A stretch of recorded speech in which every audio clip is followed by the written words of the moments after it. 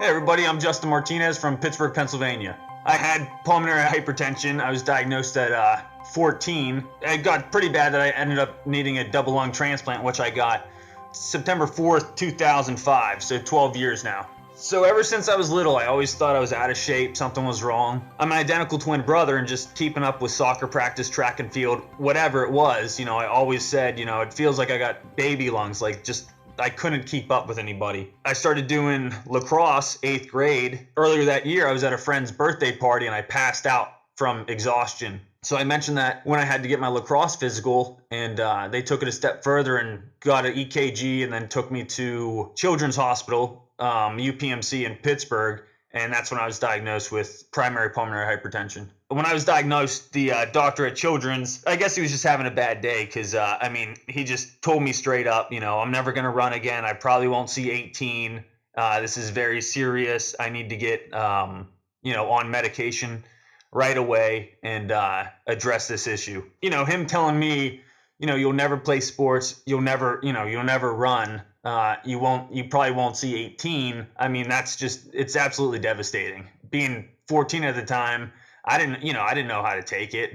This was all, brand new to me. I didn't even know I was, pretty much on the verge of death. So going home with that news, I was pretty crushed for the, next couple days. So it was oral medication at first, and then it went to IV medication pretty quickly after that. 8th grade there at 15, I got my pulmonary pressures checked with a right heart cath, and those pressures showed to be, I believe they were 64, 65 area, and normal pressures for a healthy person is 20. So they were pretty high there. It wasn't too bad because I was still in good physical appearance. I could still, walk up a flight of steps without getting short of breath. It was anytime I was running, I would pass out.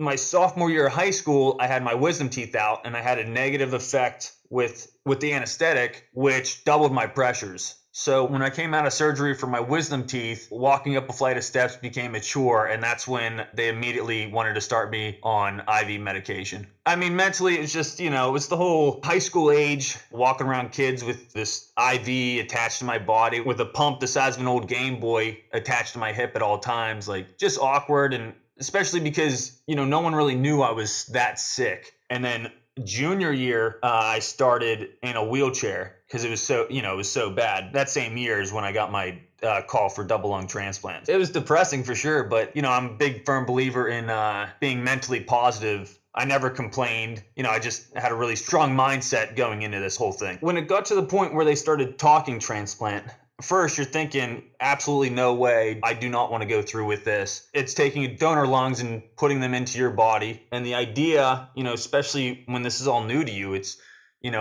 extremely foreign, and you kind of don't want to go that route. But the sicker I got, the more I was like, okay, I need to have this procedure done. You go in for all the testing to see if you're a candidate to be accepted in that transplant program. Lungs are one of the harder organs, I believe, to acquire. You do all these tests, and due to the fact that when I was sick, I couldn't run, I couldn't do anything else, but I was lifting weights 8th grade, freshman year, and sophomore year before my pressures doubled, like I said earlier. And so doing that, I was in pretty good shape, all things considered. So it was very tough for my doctors to argue the fact that I needed a double lung transplant because the panel that approves patients just didn't see it. And I believed I passed out again.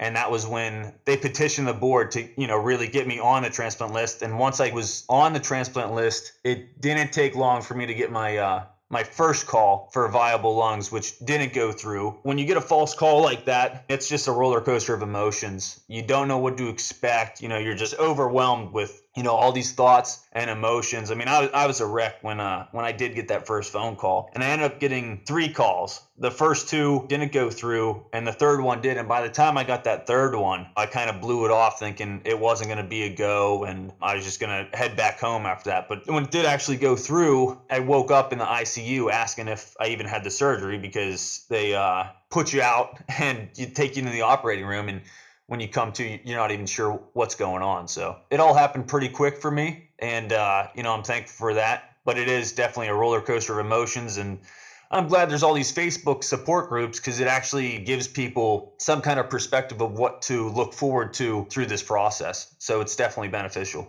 Waking up in the ICU, I was in the ICU for 7 days, and then 2 weeks total. They put me in the recovery wing for transplant patients. So I was talking with a lot of different patients, up walking around. They had me walking steps right away. I got back into the weight room at 3 months post. I went into that surgery at 145 pounds. I came out at 104 pounds. I'm 5'9", so I was skin and bones at 104 pounds. So at 3 months post, they declared, I could start working out again. And at that point, I just continued to have the mindset that I'm not going to live my life like I still have a disease, because a lot of doctors and a lot of people hear that, the doctors will tell you you're trading one illness for another. And, back to that positive mindset, I just kind of refused to believe that because 5 months post-transplant, I was back to playing competitive paintball, which I did in my earlier years. So I got on a national team and we traveled the country playing different tournaments and highly competitive. My senior year of high school, I went back to playing lacrosse for the year on the varsity team. I've ran 5Ks, avid outdoorsman. I just don't think, after surgery, sit there and dwell on the fact that, I have another illness now. I can't get back to a normal life, because you absolutely can. And, all my friends and all the support that I've had, no one's ever treated me different, that I am still sick, that I had a double lung transplant. And it's been a real blessing. And I'm thankful for that, because you absolutely can live a normal life to some degree after PH. Just this whole journey, I guess you can say, from 14 to now at 29, there are points where the doctor said next time you pass out, you might not wake up. Just going from one extreme to the next, it's the greatest thing ever, because I could actually breathe. I could actually climb those steps without being short of breath, without taking a break. It was a miracle. It's tough to describe something like that when all I really knew for the last couple years is this illness that people suffer with every single day of their lives. And, to get that opportunity to breathe normal, to inhale deeply and actually not feel tired, not feel breathless, it's incredible.